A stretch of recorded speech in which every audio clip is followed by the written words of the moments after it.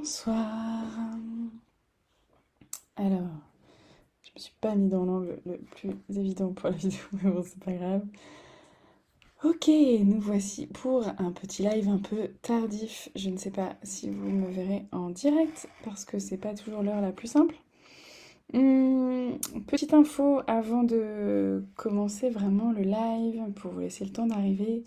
N'hésitez pas donc quand vous voyez les lives en replay à mettre des petits commentaires parce que ça permet de faire remonter un petit peu dans le fil d'actu pour vous, que vous continuez de les voir. Sinon, après, ça se perd dans les limbes des réseaux sociaux. Et si vous connaissez des mamans que ces sujets pourraient intéresser, à qui ça pourrait aider, le but c'est vraiment de contribuer à un maximum de personnes. Donc n'hésitez pas à leur parler bah voilà, de ce groupe, de ces lives, et euh, pour qu'elles puissent participer aussi et qu'elles puissent bénéficier aussi de tous ces échanges et de ces bonnes vibes, parce que le but c'est vraiment de passer, de comprendre des choses ensemble et d'avancer ensemble. Et voilà, l'idée c'est vraiment de créer une communauté de mamans qui s'épanouissent au fur et à mesure, qui partagent des infos, voilà, qui s'élèvent ensemble et qui... J'ai mon chat qui fait l'andouille. Et voilà, qui grâce à leur vie de maman, apprennent à s'épanouir encore plus dans leur vie personnelle. Et je pense que c'est vraiment ça. La dernière fois, je partageais le fait que coach parental, c'est quelque chose qui est un terme qui est un peu à l'étroit, en fait, enfin, dans lequel je me sens un peu à l'étroit, pour reprendre les mots de Maëlys, qui avait dit que c'était ça, enfin bref. Je trouve que à l'étroit, ça résume bien ce que je ressens avec ce titre-là, parce que donc en effet j'ai le titre de coach parental, mais euh, il y a tellement d'autres choses aussi dans dans ce que j'ai fait, dans mon parcours, dans ce que je fais dans mes accompagnements, que voilà, je trouve que c'est un peu réducteur. Et en même temps, est-ce que j'ai besoin de me définir, de mettre un titre? Je ne sais pas. Je pense que l'important, c'est comment vous vous sentez avec moi, qu'est-ce que vous ressentez en regardant mes lives, est-ce que ça vous parle, est-ce que ça vous parle pas, est-ce que vous avez envie ou pas d'aller plus loin. Et voilà, je pense que c'est ça qui est le plus important. Euh, Et en fait, je sais plus pourquoi je disais ça. Je suis un peu fatiguée. C'est dur, on a passé la journée, enfin l'après-midi à l'aquarium tropical de la Porte Dorée avec mes enfants. Donc on a pas mal crapahuté, puis c'est la fin de l'année, on est tous un peu fatigués. En fait, aujourd'hui, j'avais envie de parler d'une question qui revient souvent en fait dans les mamans que je côtoie, dans celles que j'ai au téléphone au sujet de l'accompagnement, qui veulent en savoir plus et qui osent pas trop se lancer. Et parfois, j'ai cette question qui revient de oui, mais moi, j'ai quand même des grosses blessures, des grosses histoires dans mon enfance qui font que peut-être j'y arriverai pas, peut-être que c'est trop pour moi, peut-être que c'est pas possible pour moi, peut-être que je peux pas m'en sortir. Et oui, le chat, qu'est-ce que tu en penses? Et en fait, c'est vraiment une phrase qui est revenue plusieurs fois comme si on était arrivé à un certain niveau, comme si certaines mamans sentaient qu'elles avaient eu des traumas ou une enfance ou des blessures tellement difficiles, tellement encore présentes aujourd'hui, ou alors tellement bien enterrées qu'elles veulent surtout pas aller les revoir. Et du coup de se dire oui, mais moi avec tout ce bagage-là, est-ce que je peux encore? Est-ce que c'est encore possible pour moi d'avoir une vie de maman, une vie de femme épanouie, où je me libère de mes croyances, où je prends confiance en moi, où j'apprends à m'aimer moi? Est-ce que c'est possible, de là où j'en suis, d'avancer, de grandir, comme s'il y avait quelque chose d'inatteignable en fait, que l'amour de soi, c'était presque pas permis en fait. Vraiment quelque chose d'inaccessible, mais comme si ces femmes-là, en fait, c'est ça. C'est vraiment à quel moment tu te donnes l'autorisation aussi. À quel moment tu te dis que, ben oui, peut-être que jusqu'à présent, tu as mis en place par ton enfance, par tout ce que tu as vécu, par toutes tes expériences de vie, t'en as conclu que tu méritais pas, que t'étais pas quelqu'un d'aimable, à 100%, que il y avait des choses chez toi qui étaient pas ok, trop douloureuses, trop peut-être honteuses parfois, et que donc tu ne faisais pas partie de cette élite qui aurait le droit d'être heureux, de s'aimer, de s'épanouir, de grandir, de travailler sur soi. Mais... Et à l'inverse, ce qui est marrant, c'est que j'ai aussi des mamans qui... J'ai le chat qui m'embête. J'ai aussi des mamans qui parfois me disent exactement l'inverse. Oui, mais moi, j'ai pas eu de gros traumatismes dans mon enfance. J'ai pas d'explication à pourquoi je me sens pas épanouie maintenant dans mon rôle de maman, pourquoi ça se passe pas mieux que ça. Et en fait, tout ça, c'est souvent de la peur qui s'exprime. De la peur et quelque part de la loyauté envers son passé, son enfance, même si on a l'impression que, voilà, qu'il soit positif ou négatif, il y a une espèce de loyauté de si je sors de tous ces schémas, si je sors de ces habitudes, si je sors de toutes ces croyances, si... Et si je me mettais à m'aimer moi? Et si je me mettais à me regarder différemment? Est-ce que quelque part, ce serait pas une trahison envers ma famille, envers ce qu'on m'a transmis, envers peut-être certaines personnes de mon entourage, parce que quand on s'épanouit, soit quand on vibre autre chose, quand on s'autorise à être heureux, et je pense qu'il y a vraiment une question de permission là-dedans. Quand on s'autorise à être heureux, parfois ça peut gêner certaines personnes. J'en ai fait l'expérience moi, avec ma famille, avec des amis, avec mon chat. Quand on s'autorise à vivre autre chose, à penser différemment, à croire différemment, ça peut gêner certaines personnes. Ça peut même parfois nous faire croire, nous faire ressentir que ça va gêner certaines personnes qui ne sont plus là. Moi, par exemple, j'ai été à l'encontre de ce que mon papa m'avait transmis, de ce que mes parents m'avaient transmis finalement comme schéma. Et j'ai encore du mal parfois à m'en défaire parce que j'avais un peu intégré le schéma de bah, ma maman, elle était au foyer, hein, elle gagnait pas d'argent, elle s'occupait de nous. Et c'était mon papa qui ramenait l'argent pour tout le monde et du coup qui ne s'occupait pas du tout de nous. Et moi, j'ai fait un peu différemment. Au début, j'étais fonctionnaire, comme mon papa il m'avait appris qu'il fallait quelque chose de cadré, de posé, de sécurisant. Et puis j'ai tout claqué. Et puis j'ai décidé de suivre ma petite voix intérieure, de m'écouter, de m'autoriser à faire autrement, de prendre des risques, d'investir sur moi. Ouh là là là là là là là. J'ai investi énormément d'argent pour moi au niveau professionnel, mais beaucoup au niveau personnel, au niveau épanouissement. Et ça, c'est quelque chose qui va complètement à l'encontre de ce qu'on m'a transmis. Et donc, il y a parfois une part de moi qui est là, mais qu'est-ce que tu fais? T'as pas le droit de faire ça. C'est interdit de faire ça. T'as pas le droit de te sentir bien alors que t'as pas tel budget sur ton compte en banque ou alors que t'as pas réalisé telle ou telle chose ou alors que t'as pas encore fait telle ou telle chose. Ou t'as pas le droit de te sentir heureuse alors qu'il y en a d'autres qui le sont pas. T'as pas le droit de te sentir heureuse alors que ton frère se sent pas bien et est en train de se séparer. T'as pas le droit de te sentir heureuse alors qu'il y a des gens qui ont des difficultés. Bah en fait, si. J'ai le droit de me sentir heureuse parce que me sentir malheureuse, ça n'aidera personne. C'est pas en me privant du bonheur et de l'épanouissement que je vais aider les autres.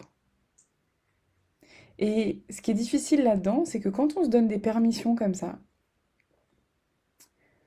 quand on se donne la permission de d'aller au-delà de notre passé, de nos blessures, de ce qu'on a vécu, d'aller au-delà de ce qu'on n'a pas vécu aussi, comme si, oui, ben, j'ai trop souffert pour être heureuse ou j'ai pas assez souffert pour être heureuse. Il y a toujours quelque chose qui est pas assez, qui est trop ou qui est pas assez. Il y a toujours quelque chose qui nous empêche, qui nous interdit. Mais en fait, tout ça, c'est que des croyances. En vrai, on a tous le droit d'être heureux, de s'épanouir, de travailler sur soi, de choisir d'avancer malgré nos blessures. Et ça permettra aux autres de voir que c'est possible.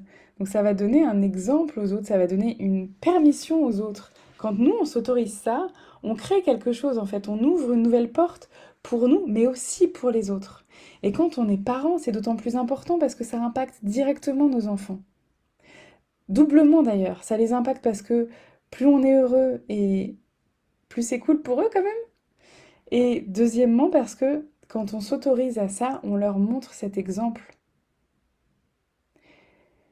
Je pense que il y a pas, on en parlait la dernière fois avec Sandra au sujet de la résilience, il n'y a pas de hiérarchie dans ce qu'on a vécu. Est-ce qu'on a vécu quelque chose de plus... comme si c'était suffisamment douloureux pour pouvoir s'en plaindre ou pas assez douloureux pour pouvoir s'en plaindre? Non. On a tous vécu des choses différemment. Euh, un- Face à un événement donné, on va pas réagir de la même manière. Donc, l'important, c'est comment tu te sens à l'intérieur de toi. Et ce que tu décides pour toi. Et ça, c'est ça qui va petit à petit, en fait, plus tu vas toi te sentir bien, t'occuper de tes blessures, avancer avec ça et arrêter de te regarder que à travers ça, de t'en libérer en fait, de décider que tu as le droit d'être qui tu veux, quel que soit ton passé. Plus tu fais ça, et plus ça te permet d'être dans des relations euh, authentiques et magiques en fait avec les autres. C'est vraiment là que tu touches l'intimité, la réalité de la relation en fait. Quand tu t'autorises à être vraiment toi, quand tu t'autorises à te donner de l'amour pour ce que tu es toi, avec tes qualités et tes défauts, tu permets à tes relations d'être plus profondes en fait. Parce que c'est sûr que tant que tu es toujours avec ce masque de je fais semblant d'aller bien, ou je suis super en tension, ou je fais semblant d'aller mal aussi, ou juste je vais mal mais j'arrive pas à dépasser ça, ça t'empêche en fait d'être pleinement avec l'autre. Soit parce que t'es pas vraiment toi, soit parce que t'es trop tourné sur tes propres blessures. Et on nous a tellement appris à tout garder à l'intérieur de nous, à surtout pas en parler, à surtout pas aller regarder ça en face, à surtout pas partager ça avec les autres, à garder tout sur nos épaules comme ça jusqu'à en être complètement cloué au sol. Mais en fait, on a le droit de changer d'avis, on a le droit de changer de croyance, on a le droit de choisir en fait, vraiment, qui on est. Et je pense que personnellement, je ne sais pas si on peut guérir de toutes les blessures. Je pense que quand... Pour moi, c'est vraiment pareil qu'au niveau physique. Au niveau physique, quand tu as une grosse blessure, un gros traumatisme au niveau physique, tu gardes toujours une cicatrice, plus ou moins douloureuse, plus ou moins visible, plus ou moins impactante dans ta vie. Mais tu en gardes une cicatrice. Maintenant, plus tu vas laisser cette blessure pourrir, plus tu vas la nier, la laisser de côté et faire en sorte de surtout pas la regarder, ben plus elle va pourrir et plus ça va impacter sur tout ce que tu vis en fait. Alors que quand tu vas aller mettre de la conscience dessus, quand tu vas aller nettoyer ça en fait, et nettoyer ça passe aussi par les larmes, quand tu vas aller pleurer sur tes douleurs, quand tu vas aller exprimer tes colères, quand tu vas aller sortir ça de toi, tu vas pouvoir en fait petit à petit pas guérir la blessure, mais en tout cas la rendre moins impactante, moins douloureuse. Elle va moins diriger ta vie. Et je pense que c'est vraiment important et c'est ça qui nous permet en fait de nous libérer petit à petit de toute cette charge qu'on a sur nos épaules. Donc est-ce qu'on en guérit définitivement? Je pense pas, je pense que ça fait toujours partie de nous. Mais il y a un moment où on peut accepter ça et même avoir de l'amour pour nos blessures. Arriver à les regarder en se disant que ça fait partie de nous et que grâce à ça, même avec les histoires les plus horribles qui soient, enfin grâce à nous par rapport à ça, ces histoires ont fait de nous ce que nous sommes aujourd'hui. Et donc ça fait partie de nous. Et donc ça mérite d'être aimé.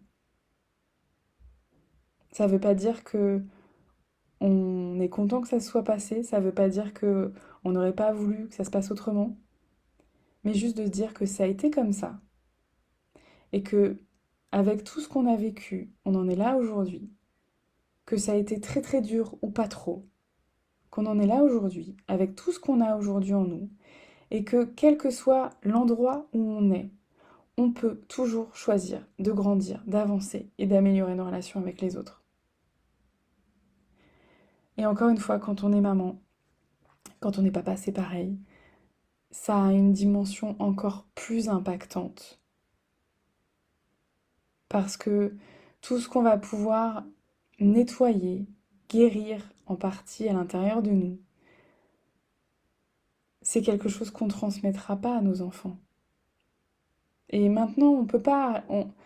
je veux dire, avec toutes les sciences, toutes les études qui montrent à quel point nos histoires, elles ont un impact sur nos enfants, sur des générations, sur l'ADN, sur l'épigénétique, enfin, je pense que on a toutes les preuves qu'il faut, donc c'est juste une décision à prendre. À quel moment on décide que cette partie-là de nous, on est prêt à aller la regarder en face et à aller changer un petit peu le cours des choses finalement. Et une fois qu'on se décide à s'engager, qu'on est prêt, il y a plus, c'est la question, c'est juste savoir, ok, maintenant j'ai envie de bouger, j'ai envie de changer, j'ai envie de vivre autre chose. Quelles sont les différentes opportunités, quelles sont les différentes possibilités qui s'offrent à moi? Et qu'est-ce que je choisis? Est-ce que je choisis de faire ça seule? Est-ce que je choisis de faire ça en regardant des vidéos inspirantes, en lisant des livres? Est-ce que je choisis d'avoir une coach? Si je choisis d'avoir une coach, quel coach je prends? Et c'est pas forcément moi. Je fais partie des coachs qui accompagnent les mamans. Et il y en a plein d'autres. Je vous en ai déjà présenté plein. Et, et c'est top en fait. Si un jour tu penses que... Si en fait tu décides de travailler avec moi, c'est parce que ce que je te dis, ça fait écho à l'intérieur de toi. Parce que ma façon de voir les choses, de dire les choses, ça te touche et que tu sais qu'avec moi, tu pourras avancer. Et tu le feras complètement dans ta décision. Et après, tout le reste, tout ce qui est organisation, financement, comment ça marche, comment on fait, tout ça, c'est juste des détails. La première chose, c'est de choisir, de s'engager. Donc si jamais tu décides de t'engager avec moi, c'est assez simple. C'est un message en privé, un commentaire sous un post ou directement prendre rendez-vous sur mon agenda en ligne. On en discute au téléphone et après on voit ce qui est possible de faire ensemble. Je vous souhaite une belle soirée et je vous dis à très bientôt. Vous retrouvez juste pour info, les lives, vous les retrouvez après sur ma chaîne YouTube. Et donc de la chaîne YouTube, vous pouvez les diffuser à qui vous voulez. Et puis n'hésitez pas à en parler autour de vous si vous pensez que ça peut aider d'autres mamans. Parce que le but, c'est vraiment que ça puisse aider un maximum de personnes. Voilà, je vous embrasse et je vous dis à bientôt. Ciao.